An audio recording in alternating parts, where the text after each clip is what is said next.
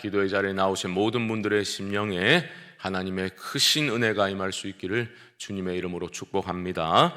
어제 우리는 오직 믿음으로 하나님 앞에 의롭다함을 받게 된다라는 사도 바울의 논증을 함께 살펴보았습니다. 오늘 본문인 4장은 그 주제에 대한 예증이라고 보시면 되겠습니다. 어제가 논증이라면 오늘은 예를 들어서 그것을 이제 증명하고자 애를 쓰고 있는 것인데요. 지금 주된 타겟이 유대인들이기 때문에 그들이 잘 알아들을 수 있는 그런 예를 가지고 와야 되겠죠. 유대인이라면 모를 수 없는 한 인물을 바울은 예로 들어서 자신의 주장을 펼쳐나가고 있습니다. 그 인물이 누구입니까? 아브라함입니다. 아브라함. 앞서 바울은 자신이 제시하려는 그 칭의의 가르침이 어디서 갑자기 튀어나온 것이 아니라 이미 율법과 선지자들에게 증거를 받은 것이다. 다른 말로 하면 구약 성경이 이미 말한 것이다 라고 주장을 하였습니다. 이 새로운 가르침이 아니라는 겁니다. 이런 겁니다. 자, 이제 내가 말하고자 하는 칭의의 가르침은 이미 구약에서도 예고되었던 하나님의 구원 방식이야. 너희들 잘 아는 아브라함의 이야기가 이 사실을 너무나 잘 증명해 주고 있어. 이렇게 바울은 지금 예증을 하고 있는 겁니다. 구약이나 신약이나 동일하다는 것이죠. 하나님이 사람을 구원하시는 방법은 동일하다는 것입니다. 오직 믿음으로 말미암아 하나님 앞에 의롭다 칭함을 받을 수 있다. 지금 이 얘기를 계속해서 바울이 하고 있는 거죠. 오늘 2절 말씀 다시 보시면요. 만일 아브라함이 행위로서 의롭다 하심을 받았으면 자랑할 것이 있으려니와 하나님 앞에서는 없느니라. 지금 아브라함을 의롭다 하신 것은 하나님이시죠. 아브라함의 행위가 아니라 그의 믿음 때문에 의롭다함을 받았다. 바울은 말하고 있습니다. 3절 중반절부터 보시면 아브라함이 하나님을 믿음에 그것이 그에게 의로 여겨진 바 되었느니라. 믿음으로 의롭다함을 받았다 강조하고 있습니다. 이 칭의의 본질을 설명해 나감에 있어 바울은 상업적 용어, 그 당시에 사용되던 상업적 용어를 사용하고 있는데요. 이런 겁니다. 생각해 보라는 거죠. 우리가 누군가를 위해서 일을 해 주었다면 그 일한 것에 대한 싹스를 받는 것이 당연한 것 아닙니까?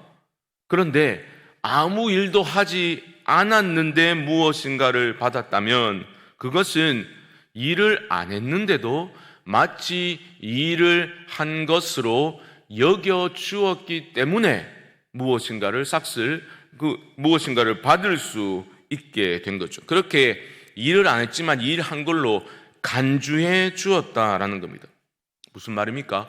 모든 사람이 죄를 범하였기 때문에 하나님의 영광에 이르지 못했지요. 그런 절망적인 상황에서 유일한 방법, 그런 절망적인 상황에서 우리가 의롭다함을 받을 수 있는 유일한 경우는 하나님이 그냥 우리를 의롭다고 여겨주시는 것 외에는 다른 방법이 없다라는 거죠. 우리를 의롭다고 하나님이 간주해 주시는 겁니다. 6절 말씀이 바로 그런 의미인데요. 6절 말씀 보십시오. 일한 것이 없이 하나님께 의로 여기심을 받는 사람의 복에 대하여 다윗이 말한 바. 이제 바울은 또 다른 구약의 인물, 유대인들에게 너무나 잘 알려진 인물을 가지고 들어오고 있죠. 바로 다윗입니다.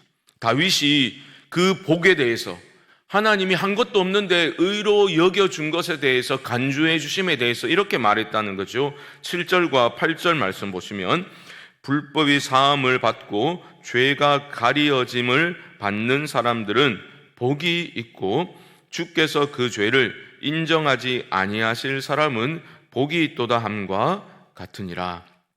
여기서 그 죄를 인정하지 아니하실이라는 말은 죄를 죄로 간주하지 않는다라는 말입니다. 우리말로는 인정하다, 간주하다 다른 말이지만 원어는 동일한 단어입니다. 무슨 말입니까? 우리가 화목 제물로 우리 위에 죽으신 예수 그리스도를 믿을 때 하나님은 우리가 지은 모든 죄를 간과해 주시고 우리를 의롭다고 간주해 주신다라는 뜻입니다. 그게 바로 하나님의 은혜이지요. 은혜라는 말은 우리의 행위가 개입될 여지가 없다는 것입니다. 이러한 칭의의 은혜는 유대인이나 이방인이나 동일하게 믿음으로, 행위가 아니라 믿음으로 이루어지는 것이다. 바울은 강조하고 있습니다. 그래서 다시 아브라함의 이야기로 돌아오고 있는 거예요. 보라는 겁니다. 아브라함이 의롭다 칭함을 받은 그 때가 언제인지를 분명히 보라고 말합니다. 창세기 15장 6절을 보면 이렇게 말합니다. 아브라함이 여호와를 어떻게 하니까요? 믿으니 여호와께서 이를 그의 의로 여기셨다. 그렇게 기록하고 있죠. 이게 창세기 15장이라는 말입니다. 할례 받기 전이라는 거죠. 할례는 무엇이냐? 아브라함이 믿어서 하나님이 그것을 의로 여겨주신 거예요. 할례의 명령은 창세기 17장에 가서야 나오는 거죠. 그러니까 그 할례는 뭡니까? 의롭다 여김 받는 결정적인 요인이 아니라 이미 믿음으로 의롭다 여김 받은 것을 인친 것이다 라고 말씀하고 있는 것입니다. 그래서 바울은 이렇게 묻지요. 로마서 4장 10절 말씀 보십시오. 10절 말씀. 그런즉 그것이 어떻게 여겨졌느냐? 할례시냐 무할례시냐? 할례시가 아니요 무할례시니라. 유대인들은 할례를 목숨처럼 여겼죠. 그렇게 강조했죠. 그런데 그들을 향해서 아브라함은 보라는 겁니다. 아브라함이 의롭다함을 받은 때가 언제인지를 보라고 말하는 거죠. 할례시가 아니라 무할례시라는 거죠. 창세기 15장에 이미 의롭다 되었다고요. 그리고 17장에 가서야 할례를 행하라 하나님이 명하셨다. 그 때를 보라는 겁니다. 하나님이 원래 그렇게 의도하셨다는 거죠. 11절 말씀을 보십시오. 그가 할례의 표를 받은 것은 무할례시의 믿음으로 된 의를 인친 것이니 이는 무할례자로서 믿는 모든 자의 조상이 되어 그들도 의로 여기심을 얻게 하려 하심이라. 여러분, 여기서 바로 우리는 믿음의 조상 아브라함 이렇게 말하잖아요. 여기서 바로 믿음의 조상 아브라함이라는 표현이 나오게 되는 겁니다. 보십시오. 모든 믿는 자의 조상이 되어라고 말하고 있지 않습니까? 물론 유대인의 입장에서는 아브라함은 그들의 조상이죠. 그러니까 할례자의 조상이지요. 하지만 아브라함이 받은 할례라는 의식은 무할례시에 의롭다 여김 받은 것을 인친 것이다. 그것에 불과하다는 거죠. 할례라는 행위 자체가 아브라함을 의롭게 만들어준 것이 아니다. 바울은 이걸 놓치면 안 된다 주장하고 있습니다. 조금 떨어져서 여러분 한번 생각해 보십시오.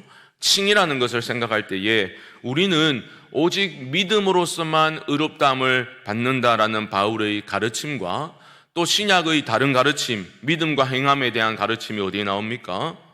야고보서에 나오죠. 야고보 사도는 행함이 없는 믿음은 무슨 믿음이다? 죽은 믿음이다. 그렇게 주장하니까 서로 모순되는 것처럼, 그렇죠? 부딪히는 것처럼 우리는 생각하기 쉽지 않습니까? 그런데 바울의 가르침과 이 야고보의 가르침이 모순이 되는 것이 결코 아닙니다. 대상이 다를 뿐이에요. 이렇게 생각하시면 됩니다. 지금 바울은 율법을 지킴으로써 하나님의 백성이 될 수 있고 구원을 받을 수 있다라고 주장했던 그 율법주의자들의 가르침을 비판하고 있는 거죠. 하지만 야고보 사도는 누구를 비판하고 있는 겁니까? 그리스도인들 가운데 행함과 믿음은 별개다, 아무 상관없다라고 주장하는 자들을 비판하고 있는 거예요.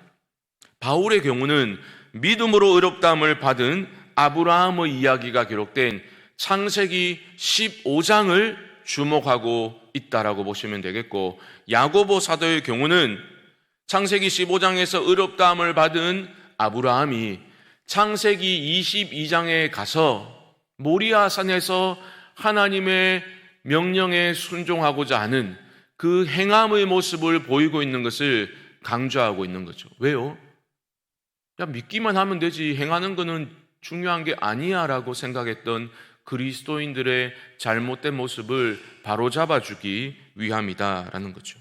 이제 말씀을 정리해 보겠습니다. 우리는 예수 그리스도를 믿음으로 의롭다함을 받게 되었습니다. 우리의 이 부분에 있어 우리의 행위가 개입될 여지는 전혀 없습니다. 오직 하나님의 은혜로 말미암아 우리에게 주어진 선물입니다. 우리 편에서 보면 거저 어전 거죠. 우리가 한 게 없으니까. 하지만 엄청난 대가 지불을 통해서 하나님께 우리가 의롭다 여김을 받게 되었음을 잊지 마셔야 합니다. 아들을 내어주셨잖아요. 아들을 우리 위에 십자가에 달려 죽게 하나님이 내어주셨지 않습니까? 예수 그리스도의 그 십자가를 통해서만 우리를 바라보시는 하나님의 은혜를 여러분 잊으시면 안 돼요. 하나님은 여러분들을 바라보실 때 예수 그리스도의 십자가를 통해서만, 그리스도 안에서만 우리들을 바라보시는 겁니다. 그리고 우리를 귀하다 여겨 주시는 거죠. 우리는 그 은혜를 잊지 말아야 합니다. 성도의 매일의 삶은 내가 아니라 날 위해 자기 목숨을 버리신 예수 그리스도를 믿는 믿음 안에서 살아가는 것임을, 그러한 삶이어야 함을 여러분 기억하시기 바랍니다. 그러므로 이 하루를 살아가실 때 은혜에 민감하게 반응하고 십자가의 사랑이 내 심령을 다스리는 그러한 영적 성숙의 은혜를 사모하며 기도하며 그렇게 이 하루를 살아가시기 바랍니다. 처음부터 마지막까지 오직 하나님의 은혜만을 의지하고 날마다 식상한 은혜가 아니라 더 큰 은혜를 사모하며 살아가는 우리 모두가 될 수 있기를 주님의 이름으로 간절히 축원드립니다. 기도하겠습니다. 하나님, 우리를 값없이 은혜로 의롭다 하여 주시고 구원하여 주신 그 사랑과 은혜에 감사드립니다. 엄청난 대가 지불을 통해서 이루어진 그 일, 우리를 바라보실 때 오직 그리스도 예수 그리스도의 십자가를 통해서만 바라보시는 그 하나님의 은혜를 날마다 기억하고 그 은혜가 식어버린 은혜, 식상한 은혜, 종교적인 표현에 머무르는 은혜가 아니라 내 안에 살아 역사하는 은혜로 내 삶을 변화시키고 내 삶의 어떠한 상황 속에서도 하나님을 향한 감사와 소망으로 충만한 상태로 살아갈 수 있게 만들어주는 능력이 되게 하여 주옵소서.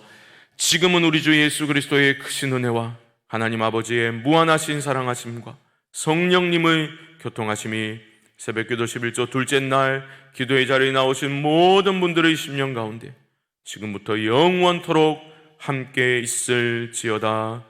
아멘.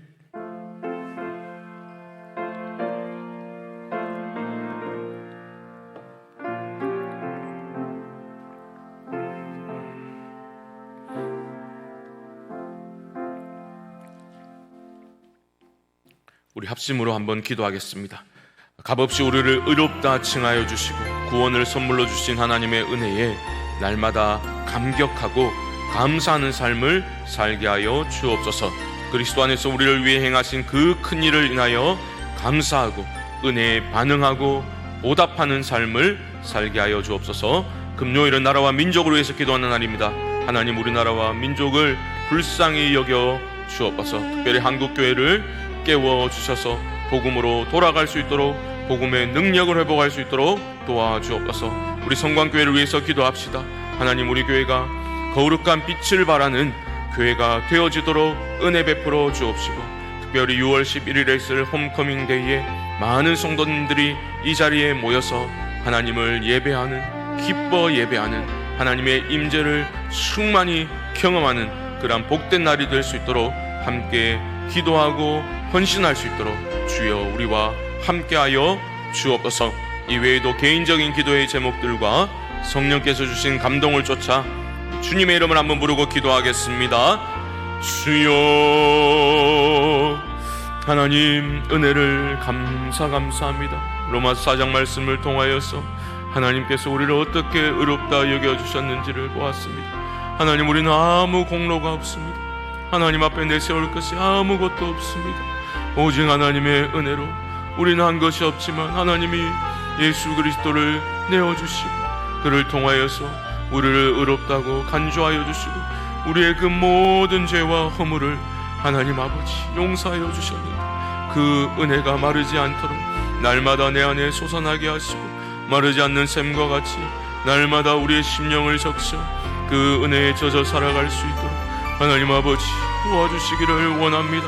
신앙생활이 기쁨이요 능력이요 감사요 감격이요 환호여야 하겠는데 하나님, 우리의 메마른 우리의 심령의 상태를 아버지 하나님 긍휼히 여겨 주시옵시고 아버지 하나님의 복음의 진리 안에서 다시 깨어나고 하나님 아버지 내 안에 살아 역사하는 그 십자가의 은혜와 십자가의 사랑을 하나님 아버지 기억하고 누리며 살아가는 여러의 삶이 되어지게 하여 주시옵소서.